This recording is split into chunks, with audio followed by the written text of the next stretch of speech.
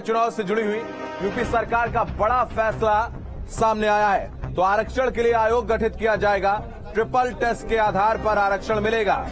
तो ओबीसी नागरिकों को आरक्षण की सुविधा उपलब्ध करवाई जाएगी। ओबीसी को आरक्षण देने के बाद ही निकाय चुनाव करवाया जाएगा। तो जरूरी हुआ तो सुप्रीम कोर्ट का रुख किया जाएगा। आपको बता दें, उत्तर प्रदेश निकाय चुनाव पर हाईकोर्ट के आदेश के बाद सीएम योगी ने बड़ा फैसला लिया है और सीएम ने कहा है कि प्रदेश सरकार ओबीसी आरक्षण के लिए आयोग का गठन करेगी। ट्रिपल टेस्ट के आधार पर ही पिछड़ा वर्ग के नागरिकों को आरक्षण की सुविधा उपलब्ध करवाएगी और इसके बाद ही निकाय चुनाव करवाए जाएंगे। अगर जरूरी हुआ तो सरकार हाईकोर्ट के फैसले के खिलाफ सुप्रीम कोर्ट का भी दरवाजा खटखटाएगी।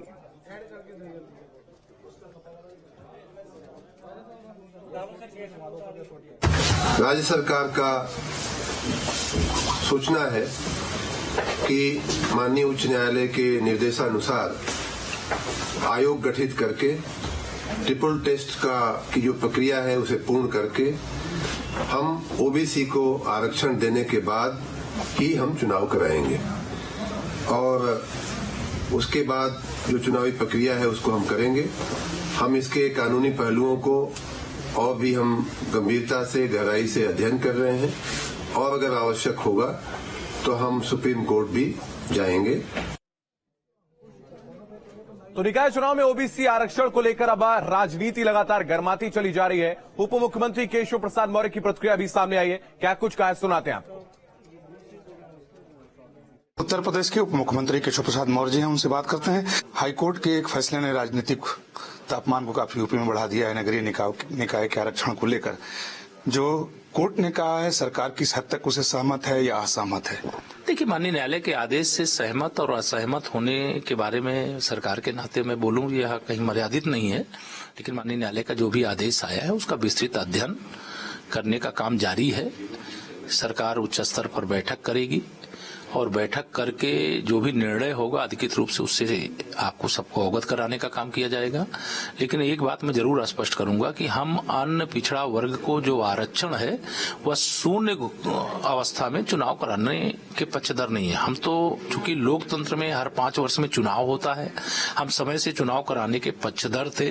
तो चुनाव अगर कोई भी देरी होगी तो आप पिछड़ों के अधिकारों को पिछड़ों को देते हुए आगे बढ़ने का जो हमारी भारतीय जनता पार्टी की जितनी भी सरकारें हैं उनका जो संकल्प भाव है उसके अनुसार आरक्षण के पक्ष में आप हैं कि मिलना चाहिए। तौर से बिना अन्य पिछड़ा वर्ग के आरक्षण के हमने कहीं चुनाव नहीं कराए हैं। तो उत्तर प्रदेश के अंदर इसके पहले भी जो चुनाव हुए हैं, चाहे वह पंचायतों के चुनाव रहे हों, तो उसी प्रकार से नगरीय निकाय के चुनाव में भी उस प्रक्रिया का। लेकिन विपक्षी पार्टियों की तरफ से हमले तेज हो गए हैं। रामगोपाल यादव ने कहा है कि ये तो सरकार की मिली भगत से ऐसा हुआ है, सीधा आरोप है उनका। देखिए, मुद्दा विहीन लोग हैं जो स्वयं पिछड़ा विरोधी हैं, जिनका पूरा राजनीतिक जीवन चाहे वह सत्ता में रहे हों चाहे विपक्ष में रहे हों, जाति विशेष के पोषक रहे हैं। वो पिछड़े वर्ग की बात, वो अनुसूचित वर्ग की बात, वह सबके साथ सबके विकास की बात करना, उसके हिसाब से काम करना, वह न जानते हैं न समझते हैं। भारतीय जनता पार्टी की डबल इंजन सरकार देश में माननीय नरेंद्र मोदी जी के नेतृत्व में, प्रदेश में आदरणीय योगी आदित्यनाथ जी के नेतृत्व में